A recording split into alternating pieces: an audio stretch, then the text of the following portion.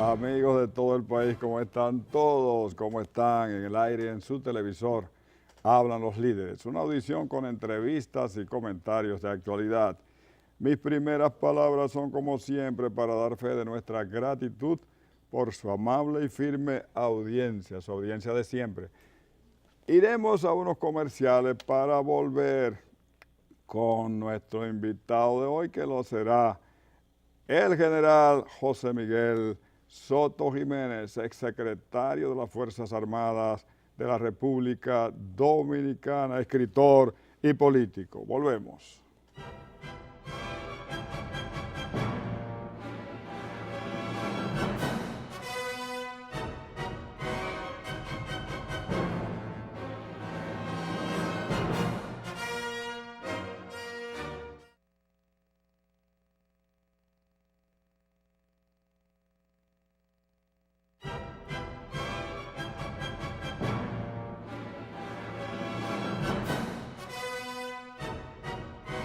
Estamos de vuelta, amigos. Ya les decíamos que tenemos el privilegio de tener con nosotros al general José Miguel Soto Jiménez, el secretario de las Fuerzas Armadas, hoy ministerio.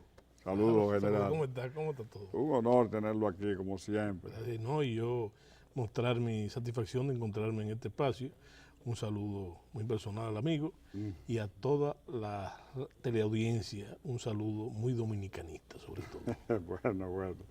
Hablamos ahorita fuera de cámara de las redes sociales. El que se quiera encontrar con la bella prosa de un escritor fino solo tiene que visitar la página suya de internet, Twitter. Sí, y en Twitter, uno de los medios. Sí, es una poesía diaria. A propósito, ¿qué ha significado, qué valor usted le da a las redes sociales en la política? Mira, la historia de la humanidad se puede, digo yo, para usar un anglicismo, plotear, que es una palabra del todo castellana, mediante las llaves que han abierto la comunicación. Yo creo que con lo único que se puede comparar el impacto de lo que son las redes sociales y el Internet es con el gran descubrimiento de Gutenberg. De la imprenta. De la imprenta. Porque eso marcó un hito de las comunicaciones y ahí nacieron los libros. Bueno, y entonces los medios también audiovisuales, la radio, la televisión, un instrumento. Yo creo que sobre todo en la contemporaneidad, lo que ha sido el gran salto, para usar una palabra en boga, es las redes sociales que han cambiado, no solamente en el impacto de lo que es la literatura, que yo pienso que es un bellocinio de oro, el asunto sobre todo el Twitter. Y para la poesía también. Y la literatura en general, pero sobre todo ha cambiado también el sentido, hasta el periodismo mismo. El trabajo de los comunicadores, poniendo en juego hasta el trabajo de los reporteros, porque ya cada ciudadano es un reportero y a veces reportan a la red antes de que los reporteros puedan hacer su trabajo, que también han adoptado el porque Twitter. La gente del pueblo está en los hechos. Claro.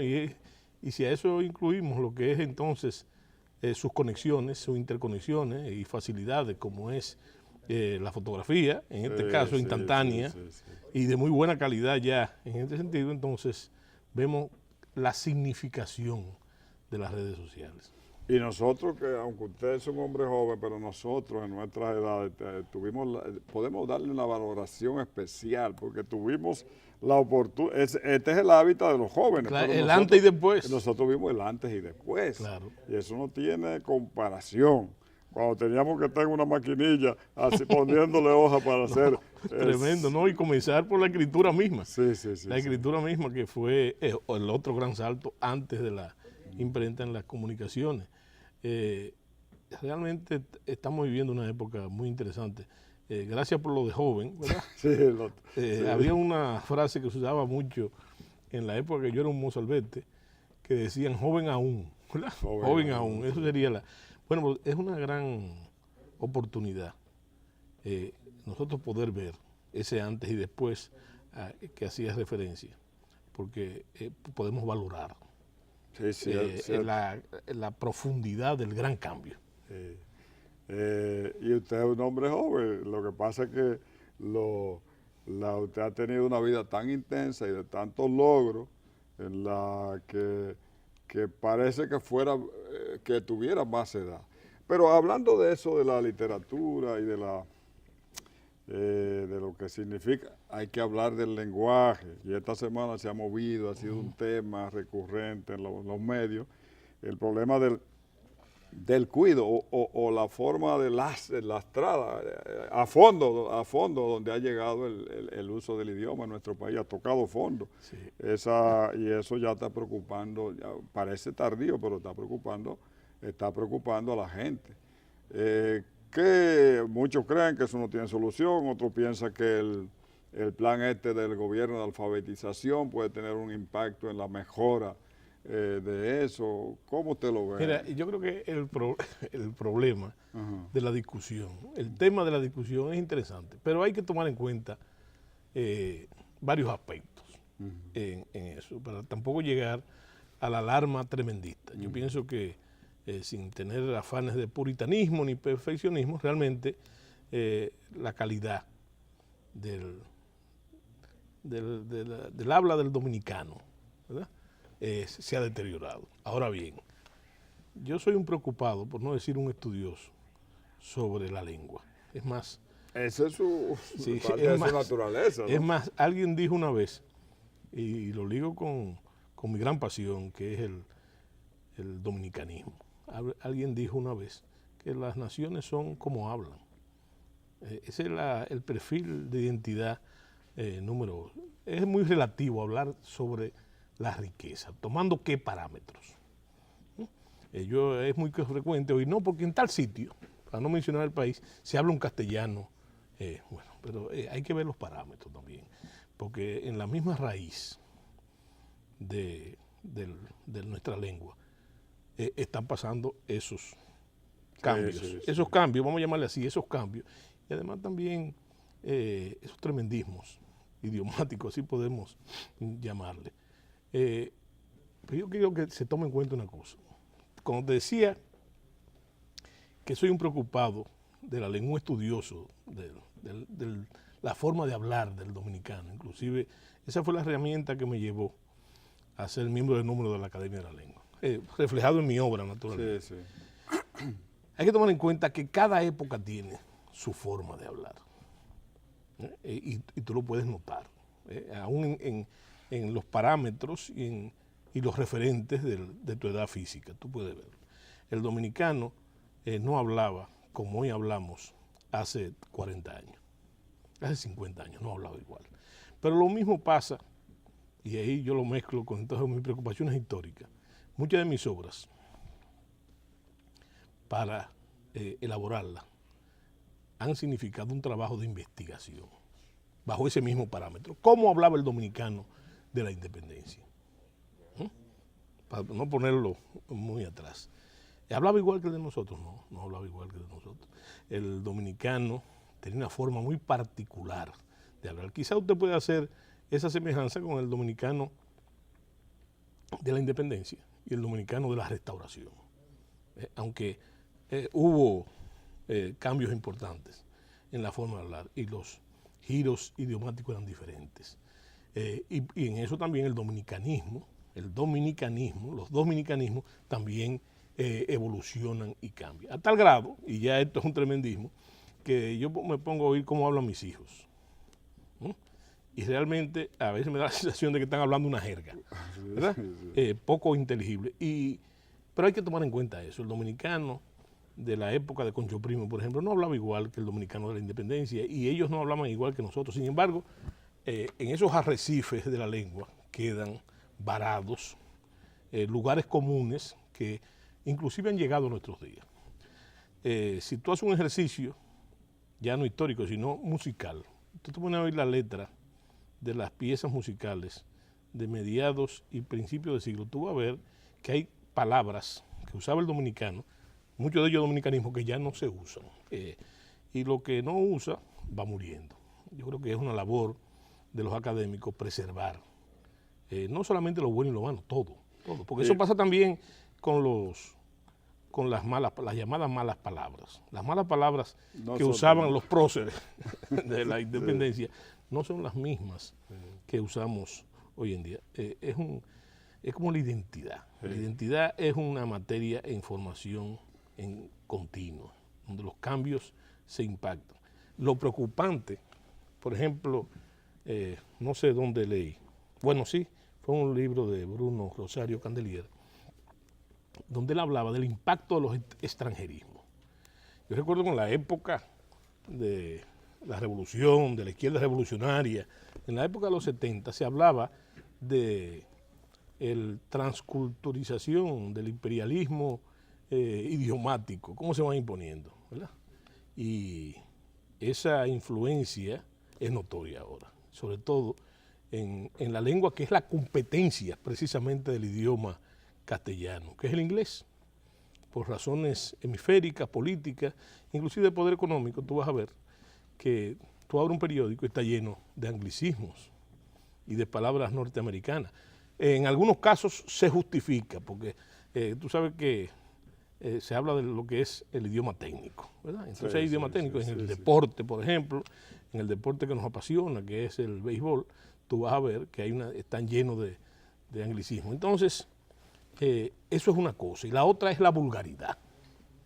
La vulgaridad. Pareciese ser que hace un tiempo, quizás, podemos ponerle 3 décadas, se ha operado un destape, ¿verdad? Entonces, eso se hace gracioso, pero los medios se han llenado de vulgaridad. De vulgaridad. ¿Y hasta qué grado son potables esas vulgaridades? Yo estoy de acuerdo que hay vulgaridades o malas palabras que son el sazón cultural del dominicano. Por ejemplo, te voy a hablar de palabras como vaina o el San Antonio o el coño, que es lo otro atenuado. El dominicano primero lo atenuaba, pero es una prótesis. Entonces el dominicano, tú te preguntas, ¿qué es la vaina para el dominicano? Una vaina es cualquier cosa. Designa cualquier cosa. Cualquier cosa. Sin embargo, hay significados, y ahí se parece a la lengua, no, al inglés. Hay cosas que dependen del significado. Esas palabras dependen en el contexto que se encuentren para que significa. Y puede ser positivo. No me eche vaina. Fíjate, la palabra vaina existe en muchos países latinoamericanos, pero solo el dominicano hace una simbiosis de 2 palabrotas, ¿verdad? Cuando habla del concho, que es lo otro atenuado, qué vaina. Eso es muy dominicano, fundamentalmente dominicano. Pero usted habla general y muy propiamente del idioma que ha ido evolucionando, que es distinto, pero usted se está refiriendo al idioma, al pueblo. Sí, al pueblo. Pero lo peligroso y lo preocupante es que hay profesionales de distintas ramas del saber que ya hoy no saben escribir. Y que ha trascendido, no solamente lo popular, ha trascendido a la literatura y al quehacer y a la formalidad. Claro. A la formalidad. Por ejemplo, naturalmente es un producto también de nuestra edad. Cuando hay programas de radio que tú oyes expresiones que ruborizan a cualquier individuo que tenga más de 40 años, por ejemplo, para decirle. Bueno, pero entonces hay una confusión de valores porque ahí sí impacta la educación, ¿verdad? Porque como ha trascendido a todo, y para no decirte la gramática, donde ahí mismo en las redes tú encuentras las barbaridades, resulta que la educación formal debiera, ¿no?, proporcionar las herramientas para usted darse cuenta de lo que está mal, ¿no?, de lo que no es y de lo que está bien, ¿verdad? Entonces, ese referente, eso sí es peligroso, se ha perdido totalmente. Es igual como, y por ahí te digo, no solamente cuando hablamos de la ruralidad y del urbanismo, ¿verdad? Eso también ha provocado una confusión teniendo en cuenta que la cultura dominicana, y la cultura, el dominicano cuando habla de cultura, piensa en piano, arpa, poesía, etc. Yo no me refiero a eso. La cultura es eso que usan los grupos humanos para afrontar la vida, en todas sus manifestaciones. Entonces, la cultura dominicana, fundamentalmente, su base es rural. Y eso tiene que ver mucho con la composición del pueblo dominicano en esa época. Que todos de alguna manera procedemos del Claro, claro, claro. Tenemos un abuelo, un Sí, padre, sí, un tío que viene y a pesar, bueno, ya es difícil. Antes era más fácil tú poder delimitar esos parámetros, ¿verdad?, para los estudiosos, pero resulta que yo juego mucho con los apellidos. Yo hace unos años, todavía lo puedo hacer, yo sé de dónde vienen los apellidos, ¿verdad? Es un ejercicio propio de un guardia que tuvo depuesto muchos sí, pero además también del escritor y del investigador histórico. Okay. Entonces, ahora es difícil hacer eso, la procedencia, porque los mismos jóvenes, muchos de ellos ni siquiera conocen su origen, porque se ha perdido también el orgullo del regionalismo, que era un vicio también en la época de la montonera, pero tú encuentras ese fenómeno, que tú le preguntas a un joven, ¿usted es Pérez? Sí, usted le dice de tal sitio, dice no, yo soy de aquí, yo soy de aquí. Y si tiene que hacer un interrogatorio casi formal, para tú darte cuenta, entonces preguntarle, ¿de dónde tus padres? ¿De dónde vienen tu mamá? Descubrir usted lo que debió saber. Claro. Esos parámetros también están en crisis, si podemos llamar, porque la gran ciudad y la transformación del país rural a un país fundamentalmente urbano se ha llevado todos los remanentes. Y las preocupaciones son otras también. No, totalmente, sí. General, cambiando el tema, pero siguiendo más o menos con el destape, habla con eso del destape que hay, el tema de los GLBT, gay, bisexual, transexual, gay, lesbiana, bisexual, transexual. Ese es un tema ya hoy tratado con mucha crudeza en República Dominicana, pero en los países modernos, como digamos Estados Unidos y España, es un tema de campaña electoral que los candidatos y los partidos lo tienen muy en cuenta, sobre todo porque es un colectivo muy activo, ¿no?, en todos los sentidos. Al final hay retribución y nosotros de hecho tenemos una retribución. Los Estados Unidos nos mandó un miembro de ese colectivo. Me gustaría saber cuál es su punto de vista sobre esto. Bueno, mira, si tú le preguntas eso a un político, te va a jugar con las circunstancias, ¿verdad? Y de lo que nosotros consideramos que no es político, pero yo con eso soy muy honesto. Lo primero es que realmente, como demócrata, en el buen sentido de la palabra, eso es un tema fundamentalmente político. Es más, yo creo que se postergó el tema, ese y otros espinosos, en la última reforma constitucional, ¿verdad? Se postergó. Por ejemplo, el tema del aborto terapéutico, etcétera, se postergó. Bueno, se postergó también por razones políticas. Sí, por razones políticas, ¿verdad? Y como se postergaron otras cosas. Y nosotros en su momento lo dijimos eso. Pero yo quiero decirte que fundamentalmente yo pienso que hay que respetar la preferencia sexual de los ciudadanos. Ahora, lo que tú no puedes esperar, ¿verdad?, si de respeto estamos hablando, también hay que respetarme mi condición, ¿verdad?, mi condición de heterosexual, que en ese trastueque que se ha producido, y hay una confusión de valores morales, religiosos, políticos también. Entonces, el asunto es respetar eso, la preferencia sexual. Ahora hay que respetar la preferencia sexual de todo el mundo, de todos los ciudadanos. Ahora, ¿dónde es, como dice el campesino, que la puerca retuerce el rabo? Que eso que ha sido en otros países, ha evolucionado en determinado sentido. Yo te diría que las leyes deben expresarse en ese sentido.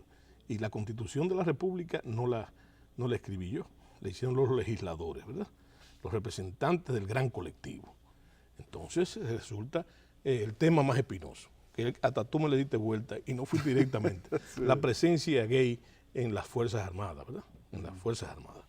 Bueno, es que los reglamentos de las Fuerzas Armadas, que tampoco escribí yo, lo prohíben, esa práctica. Entonces hay que someterse, ¿verdad?, a que se haga una reforma en ese sentido, en la medida que evolucione y las necesidades también de la sociedad, pero tomando muy en cuenta, llegamos al otro tema espinoso, si yo estaría de acuerdo en ese aspecto, en las Fuerzas Armadas, yo creo que es inadecuado, porque implicaría grandes transformaciones de electos militares. Fíjate que en países desarrollados, donde tú mismo dijiste en la introducción que nos van mandando un miembro de ese colectivo, no ha sido tan fácil, ¿verdad?, en introducir ese colectivo en ese gran colectivo que son las fuerzas militares, pero un asunto de diseño. Y ese diseño, no estamos hablando de un diseño de hace 20 años, 30 años, estamos hablando de un diseño que viene con la historia misma de la humanidad, ¿verdad? Entonces, creo que la palabra correcta que se usa en otros países es la minoría, ese tipo de minoría. Bueno, pues en la democracia las minorías deben tener el peso, ¿verdad?, que representan realmente. También creo que culturalmente en la República Dominicana, eso que se llama machismo, ¿verdad?, que la gente, que ahora le pega machismo a todo lo que no está de acuerdo con el gran destape, también hay que tomar en cuenta la cultura dominicana, que es una cultura, muchos le llaman machismo, yo me traslado a lo que se llama electos mediterráneos. Entonces, hay que ver todos esos factores. En las Fuerzas Armadas, yo pienso que es difícil, ¿verdad? Primero por lo que te digo, por ejemplo, con el asunto del matrimonio gay, matrimonio homosexual. La Constitución es clara de quién y las leyes de quiénes son las personas que se pueden casar. Por eso que te digo que es un tema fundamentalmente político, para que pueda trascender más allá de los deseos, las aspiraciones y los intereses de esas minorías. Tolerancia para unos, ¿verdad? Y garantía de los derechos también. Sí. Y también con uno y otro, sobre todo tolerancia. Sí, y sobre todo lo que yo te hablé, respeto, ¿verdad? El respeto a la preferencia sexual. Sí. Ahora, ese respeto, el cual yo defiendo como ciudadano y como político, tiene que entonces arribar al respeto total, ¿verdad?, al respeto total, porque no se me quiera a mí llevar a ese plano, o que yo esté de acuerdo con ese plano. Recuérdate lo que decía Solón hace 2000 años. El mayor pecado ciudadano es no participar en el debate. Y para yo participar en el debate no tengo que ser aquiescente, sino decir mis puntos de vista. Ahora, persecución, discriminación para ese colectivo, no, todo lo contrario, ¿verdad? Sí. Bueno, digamos que estamos con el general José Miguel Soto Jiménez, ex ministro de las Fuerzas Armadas de la República Dominicana, escritor y político. Volvemos luego de la pausa.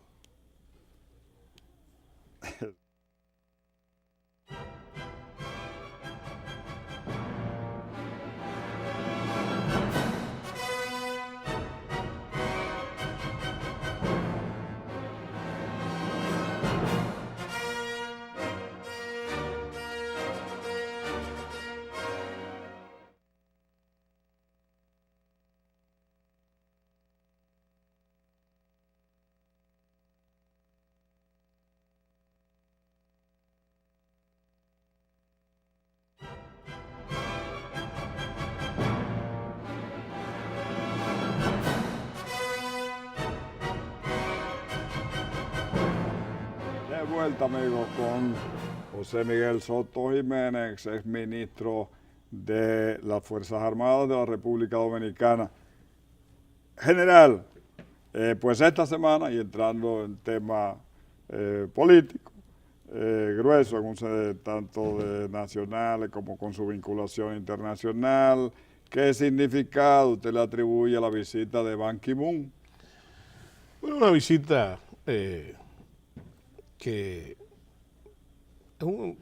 para nuestra democracia es significativa. Sí. Es significativa, y siempre un personaje de esa categoría mueve a esa hospitalidad que siempre ha tenido el dominicano. Ahora, por otro lado, yo veo totalmente, y lo veo con recelo,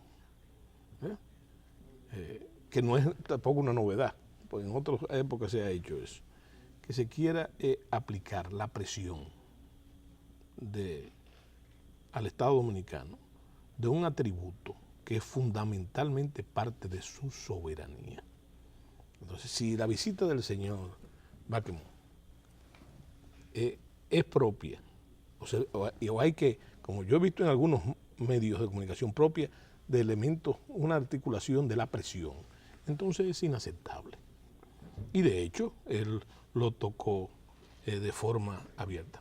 Yo reniego totalmente de ese tipo de presión. Y con ese tema, yo he dicho muchas veces, de forma inadecuada, lo confieso, que yo soy fundamentalista con respecto al tema de la dominicanidad. Fíjate que lo que parece una contradicción. Ese es un tema que está por encima de los partidos políticos y de las diferencias políticas, ¿no? Por tratarse de un propósito nacional, el más importante de los propósitos nacionales, ¿verdad? Bueno, pero por otro lado, entonces, es un tema fundamentalmente político. ¿No? Es un tema fundamentalmente político. Y en ese caso, entonces, recuerdo, cuando estaba en la escuela de guerra, se discutía la diferencia, cuando se trataba la estrategia, de lo que son los propósitos nacionales y los objetivos nacionales. Y fíjate qué interesante lo que dice las definiciones. El propósito nacional son aquellas cosas que la política no puede cambiar, sino cimentar, fortalecer. Y los objetivos nacionales sí lo cambia la política. Los objetivos nacionales son objetivos políticos. Ahora, ¿cuál es la naturaleza de los objetivos nacionales? Facilitar, interpretar el propósito nacional. Y en ese caso, hablamos ahorita de literatura y de mi trabajo de escritor, yo creo que mi gran tema, mi gran obsesión, y es más, de todas esas cosas que yo he hecho, que tú dices que he hecho cosas importantes, de lo único que yo estoy orgulloso es de ser dominicano. Entonces, todo lo que agreda esa condición fundamental, que no nos la ha regalado nadie, hay que reparar en eso.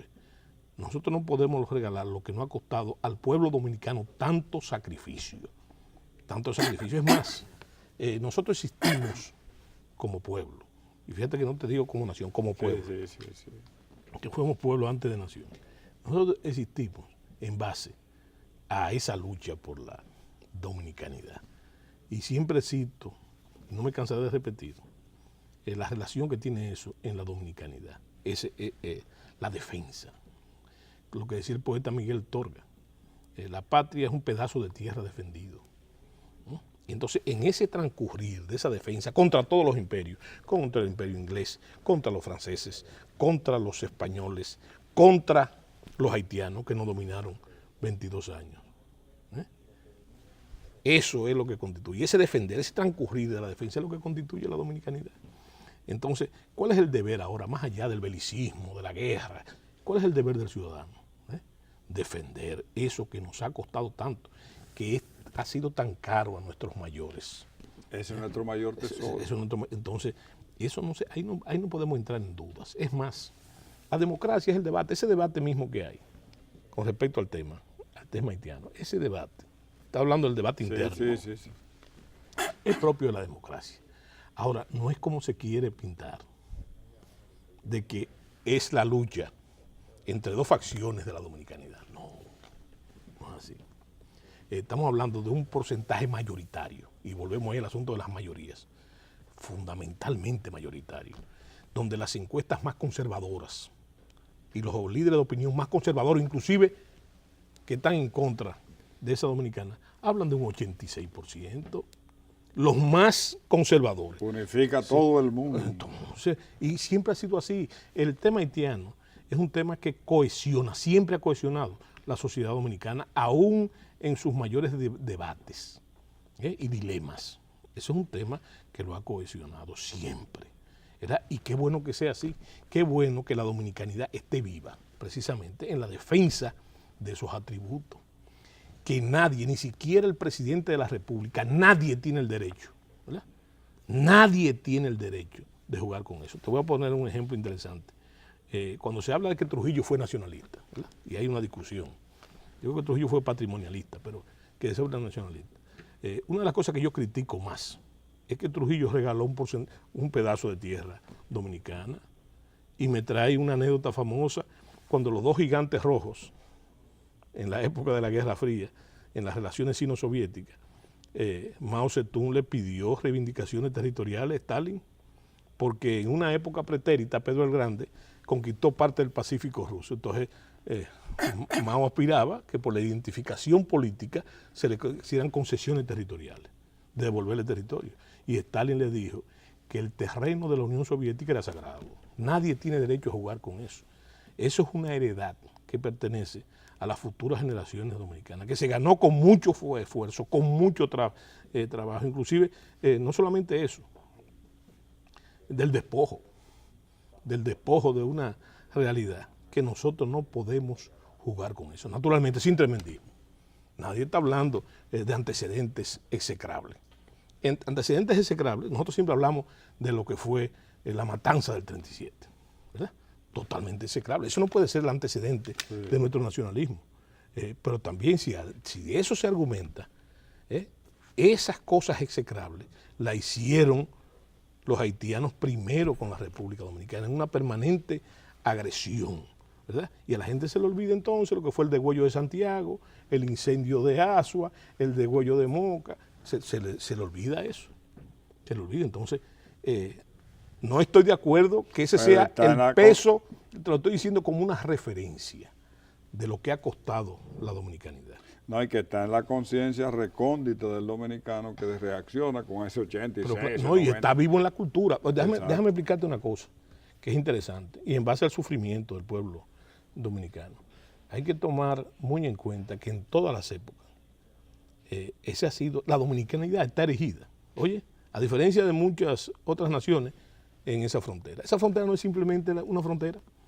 El Estado dominicano está erigido en base a eso, de forma indiscutiblemente histórica. Es más, nosotros tuvimos un problema fronterizo antes de ser país, antes de ser Estado. En la época de la colonia, nosotros tuvimos problemas, nosotros tuvimos guerras intercoloniales por esa frontera. Hay una serie de personajes históricos que se han olvidado, ¿verdad? Que son parte de esa historia de ahí. Cuando éramos colonia, ahí está Joaquín García, el gobernador Joaquín García, o el brigadier Aslor, que tomó como objetivo de su gestión de gobierno colonial mantener lo que se llamaba la guardarraya. ¿Me explico? Entonces, hay que tomar muy en cuenta ese detalle, no en perjuicio de los haitianos, sino en defensa de nuestra nacionalidad, ¿verdad? Y sobre todo cuando eso ya ha ido más allá de los académicos y las discusiones, inclusive las discusiones, está vivo. ¿Cuántos dominicanos se despiertan por la mañana con la música del creol, esa lengua extraña a la nuestra, ¿verdad? Porque están en las construcciones, están en todas partes. Antes usted tenía que ir, te voy a poner un ejemplo. La colonia china es una colonia meritoria, ¿no? De gente de trabajadores que se han también ligado con los dominicanos. Pero para tú ver a un chino, tú tienes que ir o a un restaurante chino o a la colonia china. Pero esto no es el caso. Para usted ver el impacto del fenómeno haitiano, tiene que simplemente abrir la puerta de su casa y salir afuera. Están ahí. ¿Me entiende? Entonces, bueno, si eso es legal, con las medidas cautelares de los estados, que usted pueda controlar en base a los intereses nacionales de eso, el flujo migratorio, sí, pero de forma indiscriminada. No, y entonces generar esto del proyecto o de reglamento, ¿cómo? Mira, lo primero que hay que saludar, antes de hablar de reglamento, es la medida, la sentencia del Tribunal Constitucional.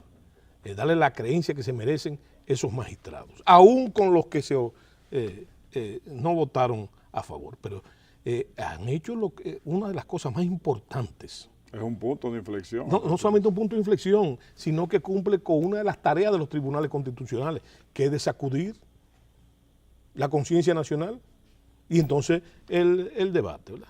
Y qué bueno que fuera en esa instancia, creo que fue producto de un derivado, ¿verdad? De otra sentencia, de otro caso que estaban conociendo. Sí, pero ahí está presente precisamente el trabajo de los magistrados y el trabajo de los legisladores, ¿verdad? Entonces es un punto de inflexión como como tú dices. Entonces hay que verlo. Y jugar entonces, ahí viene la literatura, porque tiene que jugar con la literatura. Sí, sí. La literatura a veces supera a la realidad, ¿verdad? Que viene la gran discusión, ¿verdad? Entonces, bulle, como siempre ha bullido, la dominicanidad, ¿verdad? Y entonces las voces disidentes de esa misma dominicanidad que son propias de nuestro dilema. Que vuelvo y te repito, no es que está dividido el temperamento nacional, es mucho a poquito, y el poquito es muy poquito, ¿me entiendes? Entonces, los poquitos, y ahí volvemos, no pueden decidir la suerte de las mayorías. Por eso tú hablabas ahorita de la tolerancia, ¿verdad? Hay que respetar los derechos de todos los ciudadanos, incluyendo las minorías, inclusive a despecho de tus convicciones. Ahí es que está la esencia de los derechos civiles. Es algo fundamentalmente democrático. Que yo también pienso, siguiendo el pensamiento del gran tratadista de la democracia Sartori, que hay que consultar a la población. Hay que consultar a la población para que esa mayoría, que es la base de la democracia, se exprese. Es el gobierno de las mayorías, ¿verdad? Pero respetando las minorías. Fíjate qué interesante. No al revés, ¿no? Las minorías no pueden imponer la suerte de una sociedad, ni siquiera el marco de referencia. Pero ahí está. Entonces hay que consultar, como dicen los tratadistas, al gran soberano. Loma Miranda. Hay una gran discusión de la Loma Miranda, ¿verdad? Pues entonces vamos a usar la democracia que nos hemos dado, vamos a consultar al soberano. ¿Por qué? Y no hay una figura. No hay una figura en la Constitución, en la nueva Constitución, que se habla del referéndum. Hay una figura a propósito de Miranda y hay un ministerio de minería. Sí. Pero se ha convertido de un asunto económico a un asunto político. A un asunto político. Bueno, pero entonces, según lo que yo veo en el temperamento, y lo mejor, creo yo, lo ha dicho el ingeniero Miguel Vargas cuando se expresó de Loma Miranda, ¿verdad? Tú puedes buscar muchos argumentos técnicos, pero resulta, y dice él, que él, en todas las comunidades que él ha visitado, que afectadas y no afectadas, él estima que más de un 90% está en contra de la... Y como eso es una abstracción, un parecer, entonces vamos a consultar. No para dispensar o aliviar la presión que tienen los organismos de decisión, como bien tú dijiste, el Estado, el gobierno dominicano con el Ministerio de Minería y la función suprema del presidente de la República en esa decisión, ¿verdad? Que cumple también, el presidente ha cumplido con un factor muy democrático. Consultar la oposición, no, pero vamos a consultar directamente, si eso es un problema, ¿verdad? Y si es un alivio de presión, qué bueno. Lo mismo pasa con el tema del reglamento. El reglamento, que es la base de la pregunta. Yo he visto el reglamento, yo lo he visto. Ahí hay cosas que son intolerables en ese reglamento, que es para complacer a esa presión, está bien, muy bien, para complacer esa presión, que pone el país en una posición, vamos a llamarle dificultosa, de dilema. Déjame decirte que ¿qué es el Estado? El Estado es un gran acuerdo social, o como decían los marxistas, es el árbitro de las clases, ¿verdad? Pero el sino del Estado es el conflicto que no se puede dar de lado. Ese conflicto es la esencia de la sociedad.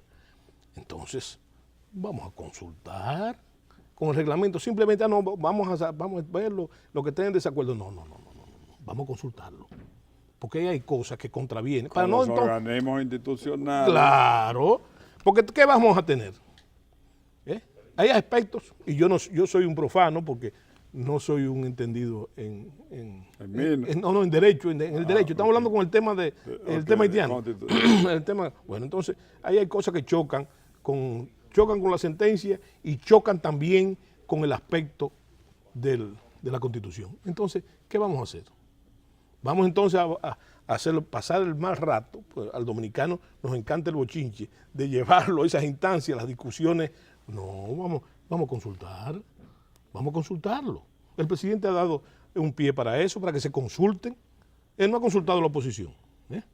Bueno, pues vamos a consultar. Entonces, con esos temas, sin abusar del recurso, porque hay cosas que son atinentes a la decisión del presidente de la República, sean buenas o malas. Ahora, si usted quiere complacer a todo el mundo, a mí me enseñaron también en la escuela militar que la clave nadie conoce la clave del éxito. Ahora, la clave del fracaso es tratar de complacer a todo el mundo. Eso no se puede. Y no es propio de lo que es la naturaleza del Estado mismo. Hay que tomar partido. ¿Sí? Y es un pecado, decía Solón, vuelvo y te repita, no tomarlo. Sí. O no expresarse. A propósito de partido. Sí. A propósito de partido. Y tocó un tema ahorita, tocó el tema, mencionó a Miguel Vargas. Sí. Ahorita.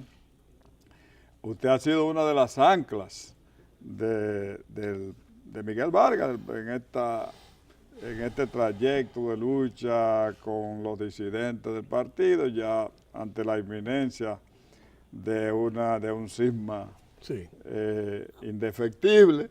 Usted estuvo ahí, usted luchó realmente por la unificación. ¿Siente alguna frustración por eso? No, yo no. Pues déjame decirte que, y debo aclarártelo, debo aclararte eso. Fíjate, mucha gente ha visto eso, ese esfuerzo que se hizo, como un efecto afectivo. Yo te agradezco lo que tú dijiste del ancla, ¿verdad? Me imagino que es por el peso mío, el peso corporal, pero este no es el caso, es un tema fundamentalmente político. Nosotros hicimos hace 2 años un acuerdo con el Partido Revolucionario Dominicano. Hace 2 años nosotros hicimos un manifiesto al país. El manifiesto al país planteaba una gran coalición, que por cierto fuimos los primeros que hablaron del caso. Ahora se habla de pacto por la que sé yo qué cosa, se habla de acuerdo de convergencia, de divergencias, nosotros fuimos los primeros, Quinta República. Hicimos un manifiesto al país para hacer una gran coalición de partidos, personalidades y organizaciones políticas y sociales, ¿verdad? Bueno, hicimos ese acuerdo. Fuimos invitados formalmente, oficiosamente, a que conformáramos ese acuerdo en lo que ya el presidente del Partido Revolucionario Dominicano, el ingeniero Miguel Vargas, había hablado, estamos hablando de 2 meses antes de que yo hiciera eso, había hablado precisamente de esa gran coalición. Entonces fuimos invitados formalmente, oficiosamente, a ese acuerdo, a formar. Nosotros fuimos, tuvimos primero una serie de reuniones de consultas con el propio presidente del partido, y entonces nos acogimos a ese gran acuerdo. Pero entonces se presentó un problema. Y los problemas en política son para resolverlos, no simplemente para dejarlo ahí o que sean un valladar. ¿Cuál fue ese problema? Que era un partido que estaba en ebullición. Había pasado el asunto de la primera reunión del Comité Ejecutivo Nacional, que todos sabemos cómo terminó, y entonces la solución para viabilizar el acuerdo, donde ya hay otras fuerzas políticas que pertenecen, fue esos esfuerzos. Yo no tengo, por naturaleza y por mi origen, yo no tengo ningún perfil de mediador ni nada de eso. Fue una cosa fundamentalmente política. Ahora, te voy a decir la opinión, ya, me voy a quitar un sombrero, me voy a poner el otro. Te voy a poner, establecido eso, que es algo fundamentalmente político, más allá de los afectos y demás cosas, y la simpatía, etc. Hay otra cosa que hay que ver. ¿Por qué no hay frustración? Porque yo he dicho muchas veces, y te lo repito aquí en tu programa, mira, que Peña Gómez, el doctor Peña Gómez dijo una vez que el PRD solamente lo vencía el PRD, ¿no? Dijo el líder. Y habló mucho en torno al asunto de la unidad. Pero fíjate, yo pienso que el PRD, que es más que un partido político, es un sentimiento nacional, como dicen los PRDistas, es un sentimiento nacional. Yo tengo otra concepción todavía más práctica. Es una faceta mayoritaria del pueblo dominicano, una faceta cultural, con una basamenta sociológica muy importante, porque la base de sustentación social del PRD es lo que Juan Bosch llamaba la baja pequeña burguesía, pobre muy pobre, pero resulta que esa es la mayoría del pueblo dominicano. Estamos hablando de 6 millones de pobres ahí en la República Dominicana, que es la vergüenza de la democracia. Entonces, esa expresión mayoritaria, creo que fue el mismo profesor Bot que dijo una vez que el PRD era lo más parecido al pueblo dominicano, con sus virtudes y sus defectos, ¿verdad? Bueno, en esa situación yo pienso, y lo repito aquí, que el PRD no lo dividen ni los PRDistas.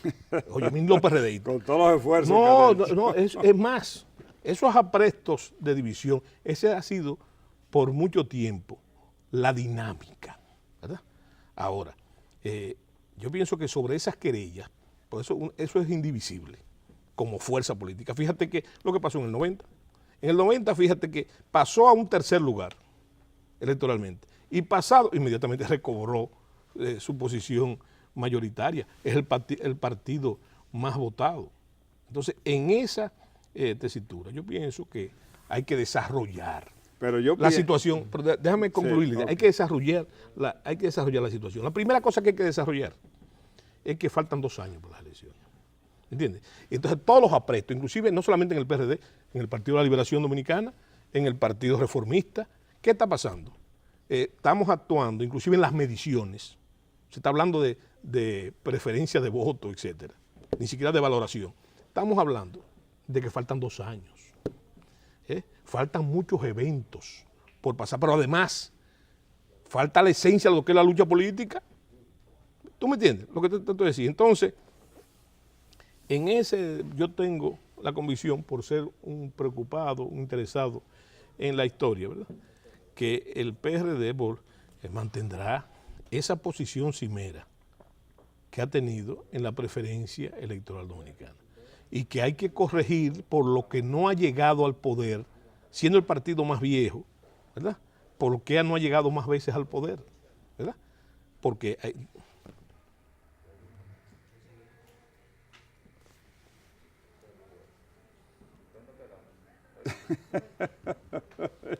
Ahora ustedes dicen, ya estamos en la última, miren que el último ya íbamos para acabar. Sí. ¿Cómo es? Medio minuto. ¿Ustedes se acuerdan que quedamos en la última? Sí, yo me acuerdo. Okay. No, yo no me acuerdo de la palabra, no, espérate. Sí. El audio, ¿tú lo tienes ahí? Mira que se lo suelta para que lo cojan. Sí. Ya terminó la idea que ya acabamos. Pero aquí se va la luz. Aquí no para. ¿Y ustedes son familia? ¿Quién?